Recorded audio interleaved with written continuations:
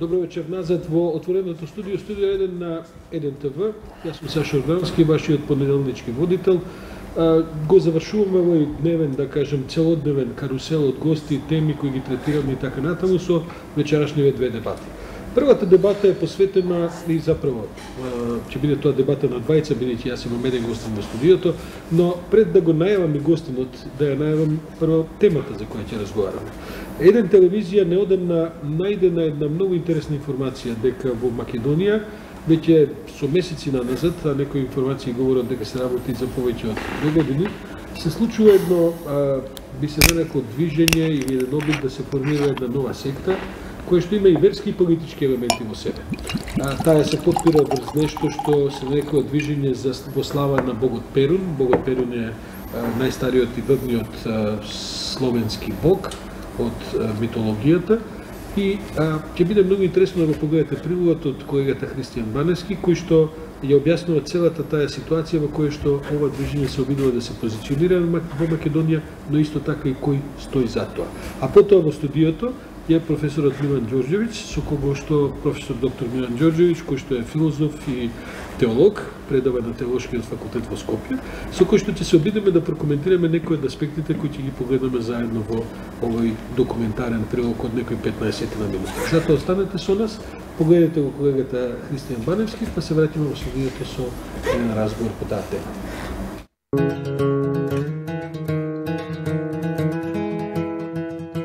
Над 4000 хектари мешовита шума и богата фауна, недалеко од центарот на градот.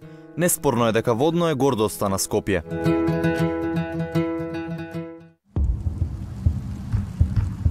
Но во густите дабови шуми, далеко од очите на јавноста, откривме многу повеќе од патеки за планинарење и летниковци за релаксација.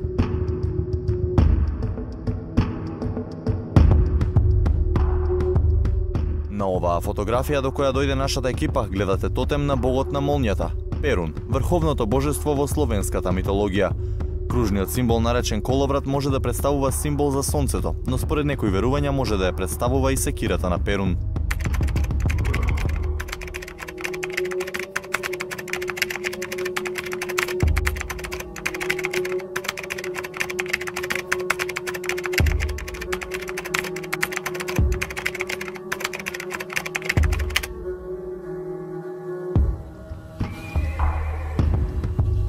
Освен поновата употреба помеѓу руските сепаратистички сили, овој символ е еден од најкарактеристичните во неопаганските религиски движења.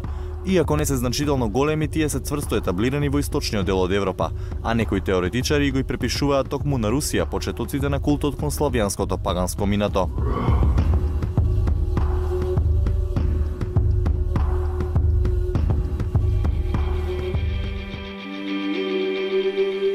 Немавме многу среќа при потрагата по тотемите на планината.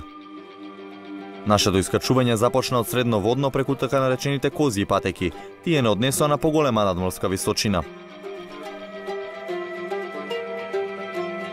На една од карпите попат затекнавме нацртана свастика, односно кукав крст, кој не подзамисли. Според некои истражувања, токму овој знак представува варијација на коловратот, но мала беше веројатноста за каква било поврзаност во нашата потрага. Единствено успеавме да стигнеме до пештера помеѓу карпите, која според нашите сознанија исто така е дел од ритуалите. Без соодветна опрема речиси невозможно е да се влезе внатре, но опадоците од ѓубре сведочеа дека некој сепак бил неодамна таму. На небе волчја тень, заканчивај свој ден. Практично паганизмот или политеистичките религии во Република Македонија, нашите простори одамна се истиснати од верските чувства, верските обреди и потреби на нашите граѓани. Затоа не зачудува ваквите наводи дека некој би посегнал по политеистички култ во нашата држава. Монотеистичките религии се застапени тука, разни деноминации, разни цркви. Сме навистина мултиконфесионално општество, но паганизмот не е застапен, барем не е за нас позната група која што такво нешто би правела или би творела во тој сегмент.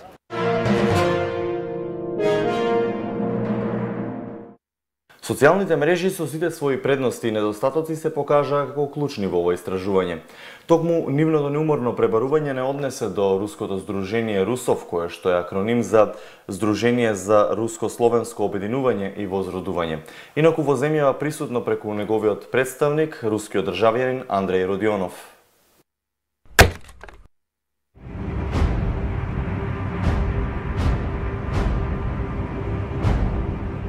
Андреј Родионов често објавува на социјалните мрежи за својот придонес за руско-словенското единство, а од неговиот профил на прва може да се забележи дека особено гордо ги истакнува символите на Здруженијето Русов. Според нашите сознанија, македонските безбедносни служби се целосно запознаени со неговите овдешни активности, а неговото движење се поврзува со информациите за обид за интензивирано руско влијание во земјава. Навидом ништо спорно нема кај ова лице, кое се представува како руски патриот и си дава заслуги за јакнење на славјанската традиција. Неговите фотографии сведочат дека ја посетил земјава уште летото 2016 година.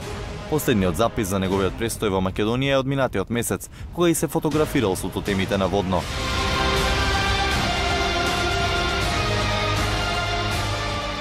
Сосема очекувано неговиот профил изобилува со фотографии од славјански неопагански обичаи на кои присуствувал за време на различни обреди, а ова е само дел од неговата идеологија.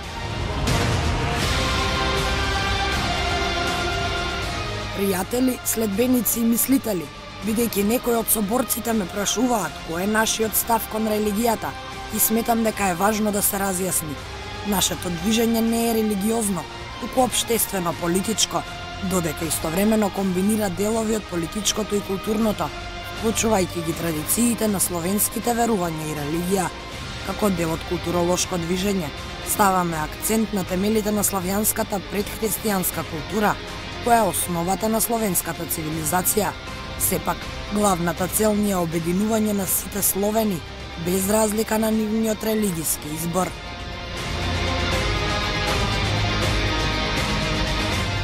Следејќи го на социјалните мрежи, дојдовме до заклучок дека Родионов честопати се движи во источноевропските земји, а посетите ги најавува преку Facebook. Очигледна е доминацијата на екстремен руски национализам, а доколку ги погледнете неговите останати фотографии, ќе наидете дури на цели албуми од неговите сепаратистички делувања во воените области во Украина. На неколку места се забележува и коловратот, символот на Перун. Русија е една православна држава и своите културолошки најсилните тенденции ги црпи токму од православието, таа црква. Паганизмот е истиснат од руската држава, истиснат е од целиот западен свет, така да паганизмот веројатно е задржан можеби како инцидент, некаде како исклучок кај одреден поединец. Може да постои мала конекција која што би можела да ги изманипулира граѓаните и оние кои што дури го отфрлаат паганизмот. Па јас сметам дека се работи за исклучок кој што не би го квалификувал за некој посериозен заговор или интерес или некоја цел, затоа што паганизмот кај нас не може да побуди ниту едно чувство кај ниту еден граѓанин, освен во исклучок кај одреден граѓанин кој што тој култ би му бил така близок. Кога зборуваме за широките народни маси,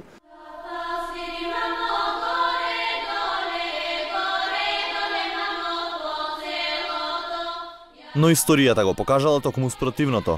Истражувањата на оваа тема откриле дека колку бизарно и да звучи, советските власти уште од 50-тите години на минатиот век финансирале обновување на пагански ритуали. Некои автори на рускиот паганизам гледаат како на етнички национализам и криза на идентитет.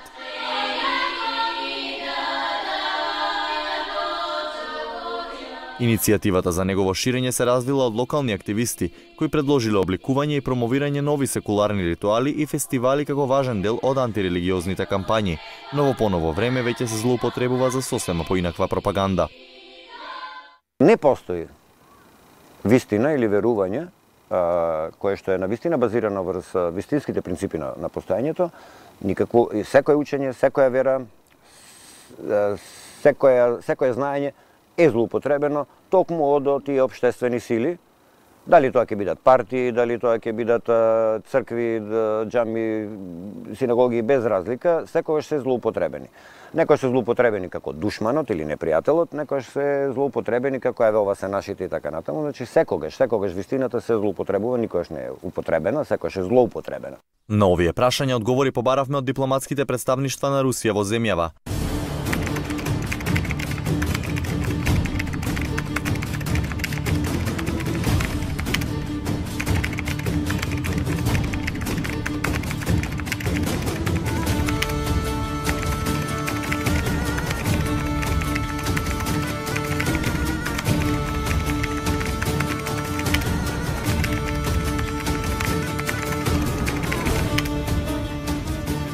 За време на неговиот престој во земјава, Родионов меѓу другите се сретнали со контраверзниот универзитетски професор Стефан Влахов Мицов, кој го нарекува истомисленик и брат по идејата за руско-словенско национално единство. Договарали планови за соработка како и подобрување на односите меѓу двете земји. Но како? Ова е единствениот одговор кој го добивме од Влахов Мицов по сите наши обиди. А истиот символ, коловратот, го користи новоформираната македонска партија, третата партија на македонците. Главниот град на Србија бил следната дестинација на Родионов, каде тој според фотографиите можеме да забележиме дека се сретнал со директорката на Белградскиот центар за геостратешки истражувања. Според негови зборови, тие договориле заедничка работа за подобрување на руско-српските односи. Меѓу другото ја прашавме и како. Меѓутоа, како што можете да забележите, таа ја прочитала пораката, но одговор за сега нема.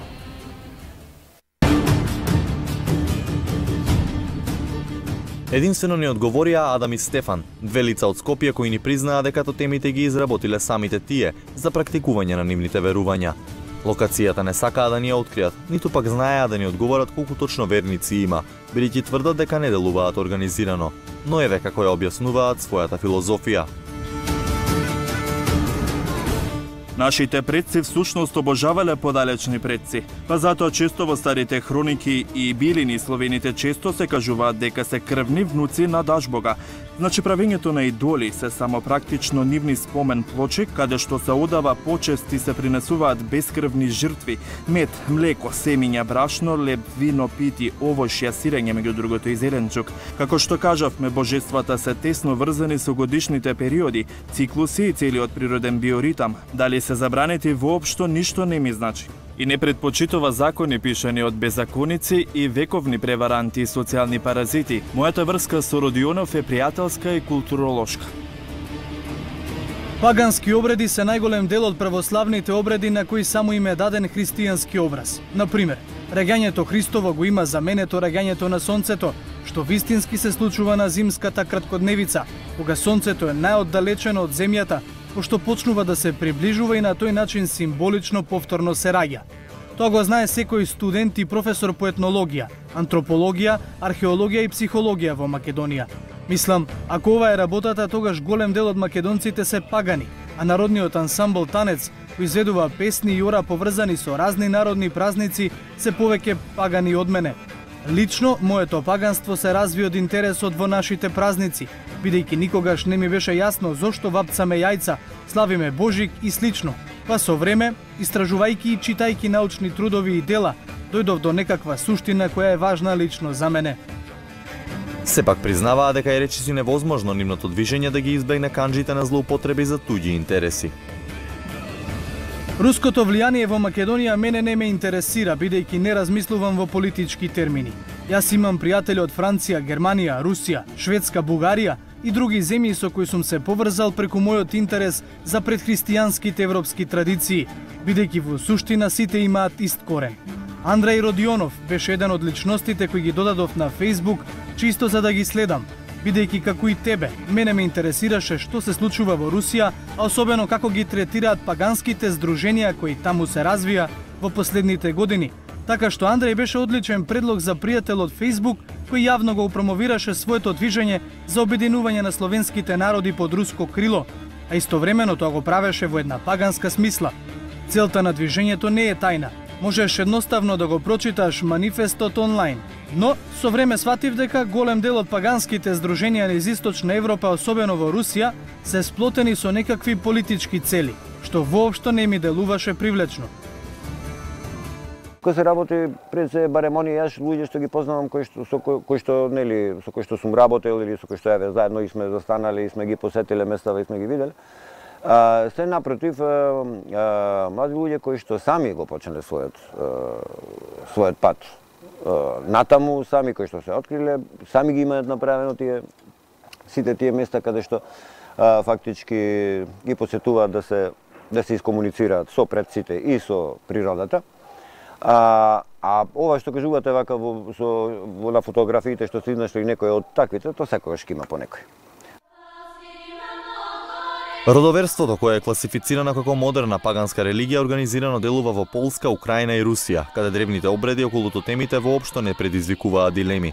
Првото здружение е регистрирано во 1994 година, кога и започнува да се шири во Источна Европа. Првата фотографија од тотемите на Водно пак е објавена пред речиси 2 години, иако таму биле поставени поодамна. Паганизмот е само едно постаро верување, едно претходно верување и дури еден многу подиректен соживот со материјалните и нематеријалните сили во постоењето, за разлика од денес, каде што тоа е дозволено во црквата или во џамијата или во синагогата на доминантните, да кажеме. Кај нас како словенски народ е сосем нормално да се појави тоа. Тоа веќе го има насекаде, и сите славенски народи, и тоа не сега, го имало многу од поодамна, но било многу скриено заради репресивните општествени системи кои што владееле. Секогаш на една определена религија ги доминира другите и онака сурово и материјално ги казнува останатите мислења и вери. Односите помеѓу државата и верските заедници, како и делувањето на верските заедници отсекогаш било предмет на сестрано согледување и оценка од страна на државата. Оваа надлежност сега и припаѓа на Државната комисија за односи со верските заедници, каде се регистрирани вкупно 46 верски заедници и религиозни групи.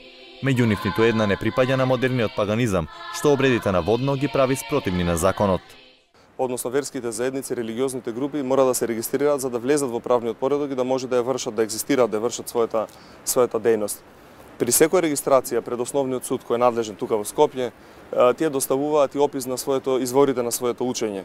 И не само тоа, ти даваат и опис на начинот на кој што богослужат, на видот на обредите и на сите начини и методи како ја практицираат својата вероисповед.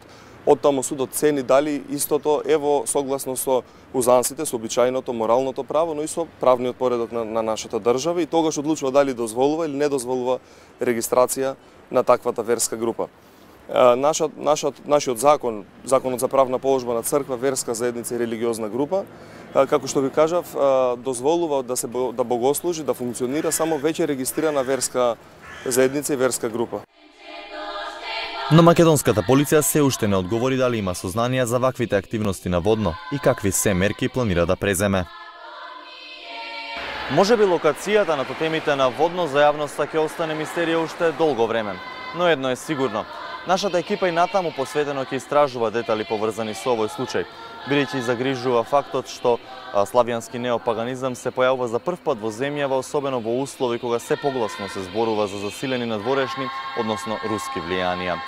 Но дали тоа представува опасност за општата и националната безбедност и како институциите ќе реагираат, времето ќе покаже.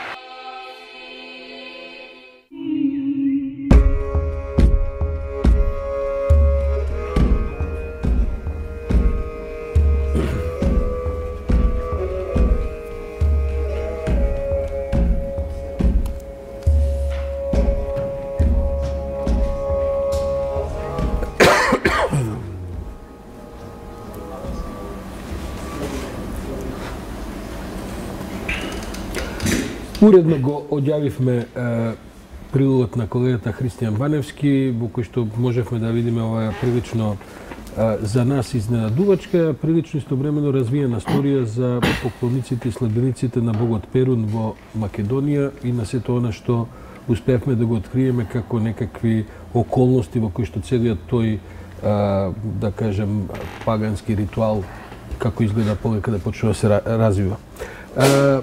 Отец Милан, професоре Ѓорѓевиќ, како ви се виде целата оваа работа на вас, бидејќи заедно го одгледавме овој документаристички прилог?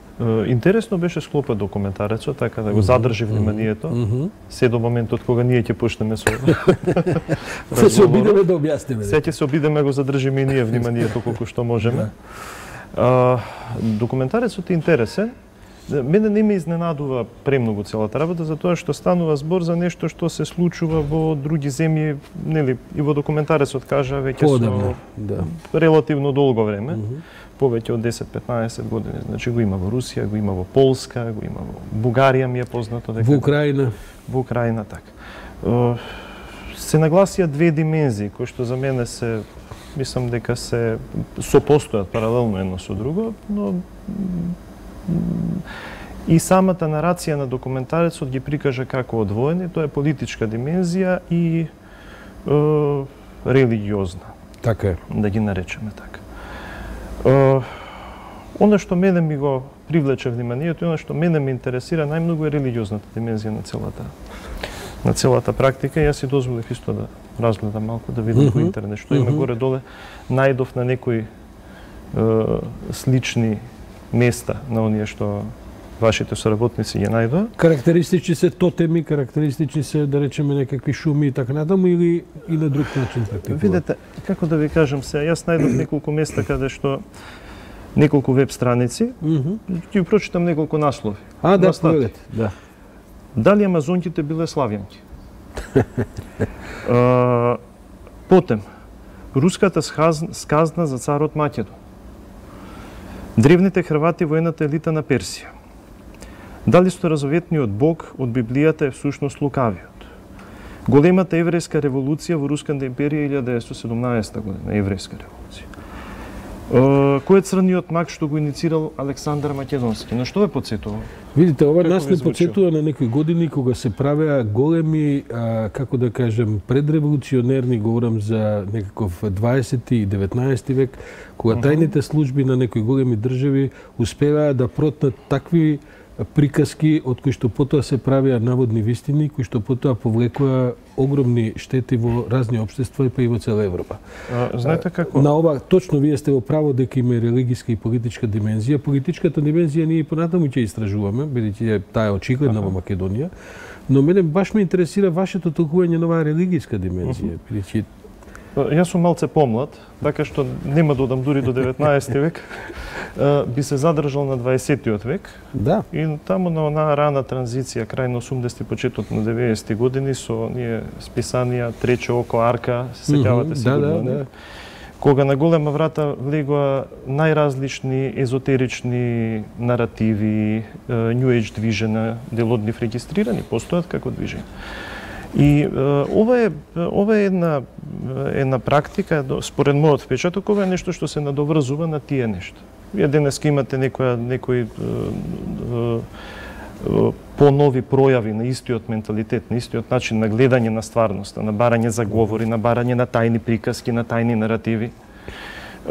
Имате од рамни земји преку, не знам, запрашување и така натаму. Да, значи имате најразлични теории што. Но вие таа тенденција за барање на тајни, дали за говори, дали наративи, дали неоткриени приказни што мал одреден број на луѓе ги знае. Ќе се вратиме многу поназад до 19-тиот век, ќе се вратиме во првите векови кај гностиците. И вие имате гностички учења кои што на многу посложен и многу по-задлабочен начин од ова што го гледаме, благо кажано вулгарно во споредба со тоа што го имаме во гностичките учења во првите векови, вие имате тајни учења, сокриени книги, мали елити на ученици кои што ги знаат тајните учења и така. Некои од овие соговорници со кои што Баневски разговарал, иако не сакаат да застанат пред камера, туку се допишува и така, искрено одговараат дека се во потрага на некаква смисла на своите корени и дека се отидени до паганските богови и до богот на сонцето, односно на бидејќи Перун е практично еквивалент на Зевс во грчката митологија. Значи тој е и богот на војната и на громот и на сонцето и така натаму. И значи не би било во ред да некои од тие луѓе сега ги етикетираме политички и така натаму, но реално постојат и такви димензии. Луѓето се желни да отидат и да побараат некои работи кои што им изгледаат можеби во некој нивни контекст логични. Секој сака да најде некој корен, сака да најде некоја собствена предисторија. Јас имам правено генеалогија на моето семејство, например. Некој оди подалеку. Некој немајќи можност да ја направи, ја конструира. Ме разбирате? Значи тоа се различни начини како човек да се пронајде, да се најде себе си. Јас не сакам да бидам во овој поглед, особено кога станува збор за религиозност, јас не сакам да бидам циничен.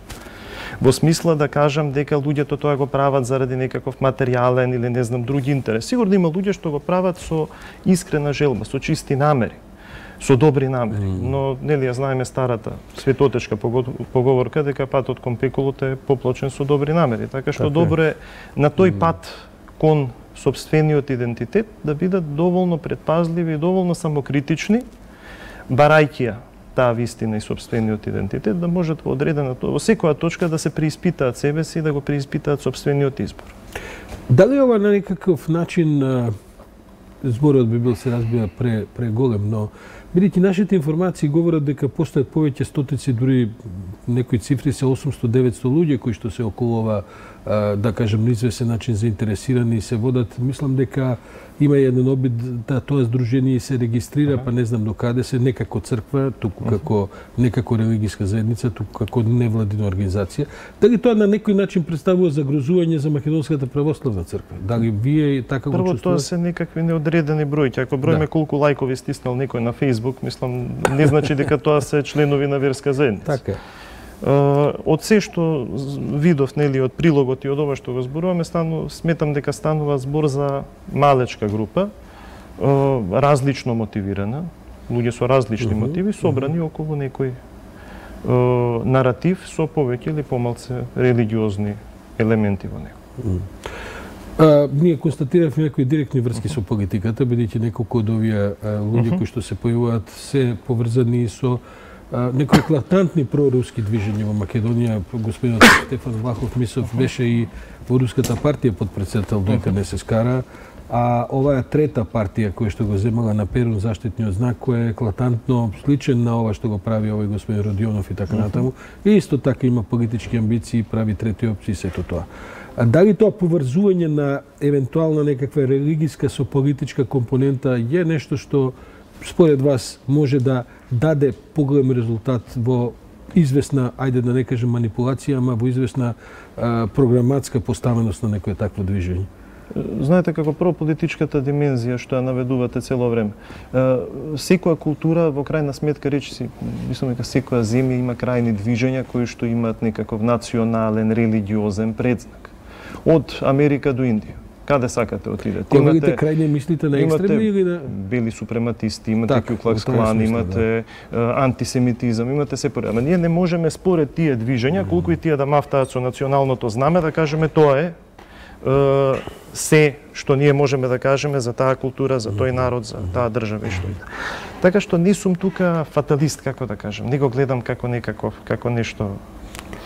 Во крајна линија, веројатно, луѓето кои сакаат да веруваат во тоа имаат право да веруваат. Јас го гледам по длабоко цивилизацијски целиот проблем. И сега малце ќе се навратам на што јас го предавам на Богословскиот факултет. Јас предавам голем дел од моите предавања по философија се по византиска философија. Византија формира една универзалистичка култура. Базирана пред се, кога зборуваме за религијата, врз христијанството. Христијанството како религија која што е универзалистичка, а не етнички затворена во некакви пошироки или потесни етнички граници. Таму некаде кон крајот на постоењето на Византиското царство, особено во 15-тиот век, се јавуваат тенденции кон провинциализација. Се јавуваат тенденции кон национално заробување, национално издвојување на концептот на идејата за грците наспроти универзалниот концепт за Византија. Тоа е мигот во кој што се раѓа грчкиот национализам. Тоа што е многу интересно. Главните протагонисти на тоа национално движење во доцна Византија во 15-тиот век се отворени пагани. Луѓе кои што сакаат да изградат национален наратив врз основа на паганската религија, старогрчка паганска религија. Има тука големи имиња од философијата, како Јован Итал и други. Но од таа историја ние гледаме дека всушност идејата за тоа национално провинциализирање и национално отфрлање на идејата за универзалното, заедничко општество кореспондира многу повеќе со паганизмот отколку со христијанството. Поточно со христијанството не кореспондира. Тоа се пагански елементи кои што се обидуваат да формираат затворени наративи наспроти отворените наративи во културата и цивилизацијата. Еден пример за тоа, барем ова што го видовме сега, ми надикува како еден аналоген пример во споредба со она што го раскажав од Доцна Византија. Да ве прашам за крајот, зошто мислите дека се појавуваат вакви движења и вакви, да кажем, иницијативи? Дали е тоа резултат само на исцрпеноста на некакви религиски концепти, па се бараат нови, или е тоа резултат на една општествено-социјална, ако сакате, ситуација и политичка се разбира? Што е по вашето мислење коренот на овие движења? Прво, ви имате едно општество во кое што секој има право да верува во тоа што сака да верува. Значи, вие не можете слободата на вероисповедание да ме ускратите на било кого. Од друга страна, вие имате еден период, значи не еден момент, туку попрво период на да не звучи премногу остро, духовна дезориентација. Има потреба да се лоцираме во современото општество, да се пронајдеме себе си како христијани, еве зборувам за православните, како православни христијани во нашето современо општество. Тоа себе пронаоѓање не е секогаш нешто лесно. Не секогаш успеваме да излеземе, зборувам за себе како свештеник, не секогаш успеваме ние да излеземе во пресрет на сите можни прашања, на сите можни дилеми што човек денес може да ги постави. Така што во целата таа цивилизацијска, целата таа историска диалектика на моментот во кој што ние живееме, се јавуваат вакви движења, како што се јавуваат и други религиозни движења. Да не зборуваме за New Age-от, да не зборуваме за различни видови на еклектично собирање од една, од друга, од трета религија. Да не зборуваме за индивидуална побожност. Јас верувам во Бога, ама не верувам во црквата, нели? Тоа го имате. Да не зборуваме за најразлични нешта што се оставени што сме ги наследиле во некои обичаи, како што се гаташтво, бајаштво и така натаму. Така што ова би зброил само во еден од тие симптоми на овој период во кој што ние се обидуваме како духовништво на црквата да се справиме со сите оние прашања кои што денешниот човек има да ни ги постави. Од тој аспект говорено за крај, доколку е председател на верските заедници комисијата во право, значи доколку се поднесе барање за регистрирање на ова движење или на кое било движење за црква или за нова религиска деноминација во Македонија, мислам дека вашиот факултет е еден од оние кои се повикани да ги оценат ритуалните, религиските елементи и така натаму, врз основа на кој потоа судот дава проценка дали може или не да се регистрира тоа. Што мислите, би поминало ли ова доколку дојде до таква една постапка? Па јас не знам дали ние би биле повикани како факултет да дадеме мислење во врска со МПЦ е вклучена како тоа, како дел од тоа процедура? Предпоставувам, за ова не сум компетентен да ви одговорам, но предпоставувам дека верската заедница што треба да поднесе такво барање, треба да поднесе конкретно вероисповедание. Така е. Врз основа на кое што би можело да се утврди дали може да бидат регистрирани или не. Врз основа на ова што јас ви го прочитав како наслови од една веб страница, мислам дека тешко дека би можеле да бидат регистрирани. Повеќе изгледа прилика политичка партија да направат како што веќе направиле. Или популарен сајт за разонот. Добро, професоре Ѓорѓевиќ, отец Милан, јас ви благодарам. Ние почнавме да третираме оваа тема, ќе видиме докаде ќе не одведе, бидејќи претпоставуваме дека ќе има реакција, ќе се јават можеби оние кои што се дел од таа иницијатива.